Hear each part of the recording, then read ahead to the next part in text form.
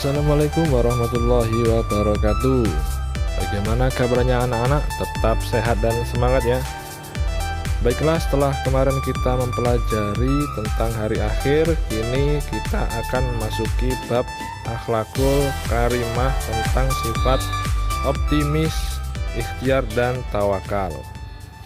Baiklah anak-anak, kita sudah sampai pada bab kedua, yaitu tentang optimis, ikhtiar, dan tawakal. Silakan dilihat peta konsepnya.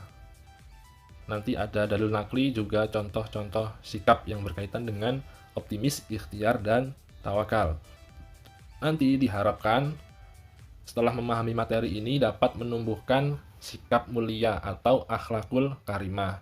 Sikap-sikap tersebut diantaranya yaitu memiliki mental yang tangguh, tidak mudah putus asa, senang berusaha dan mencoba, tidak malas, tidak takut gagal, memiliki jiwa yang tenang karena selalu pasrah kepada Allah, saat sukses disikapi dengan rasa syukur dan tidak sombong, dan ketika gagal atau belum sukses bisa tetap sabar dan berusaha tanpa mengenal putus asa.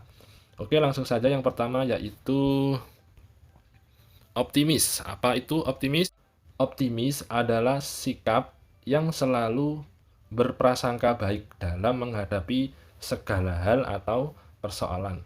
Seorang muslim yang baik atau yang optimis akan selalu berprasangka baik terhadap Allah dan akan selalu meningkatkan kualitas hidupnya.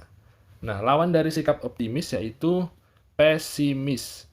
Pesimis itu orang yang selalu melihat sesuatu dari sudut pandang yang sempit.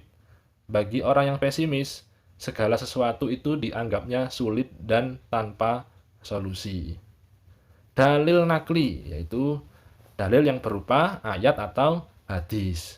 Kali ini untuk sikap optimis kita mengutip dari hadis Rasulullah an Abi Hurairah radhiyallahu anna Rasulullah sallallahu alaihi wasallam qala la tiyarata wa khairu hal fa'lu qila wa mal fa'lu qala al kalimatu shalihah yasma'uha ahadukum, rawahu Ahmad.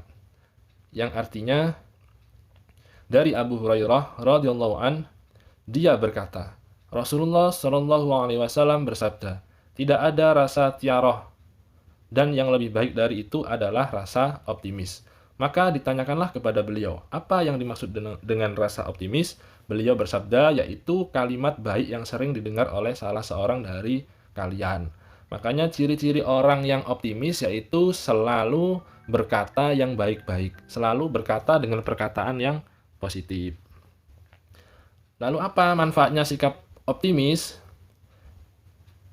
Nah, itu bisa dibaca beberapa manfaat sikap optimis. Optimis berisiko kecil terkena serangan jantung. Orang optimis akan lebih bahagia dan lebih sedikit mengalami stres, karena rasa optimis itu mengurangi tekanan-tekanan yang ada pada pikiran, dan seterusnya, sampai optimis bersifat menyembuhkan.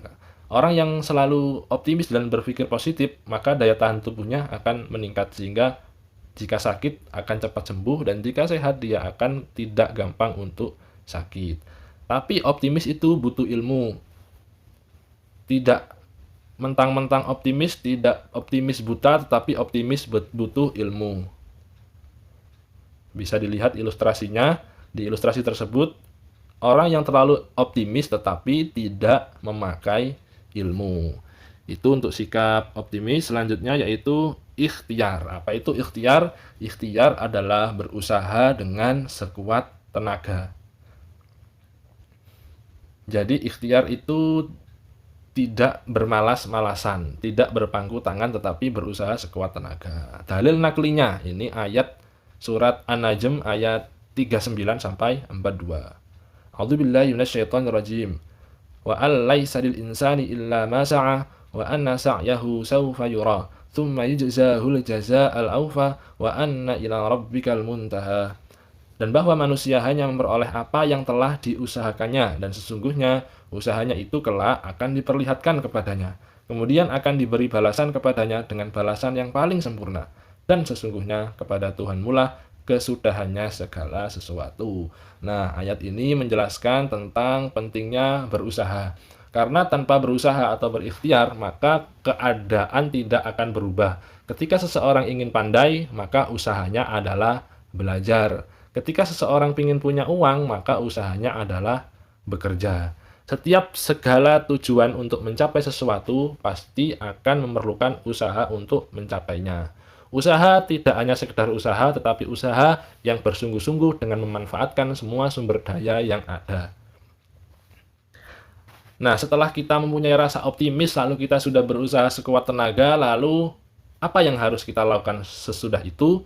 Yaitu tawakal. Apa itu tawakal? Tawakal adalah berserah diri sepenuhnya kepada Allah.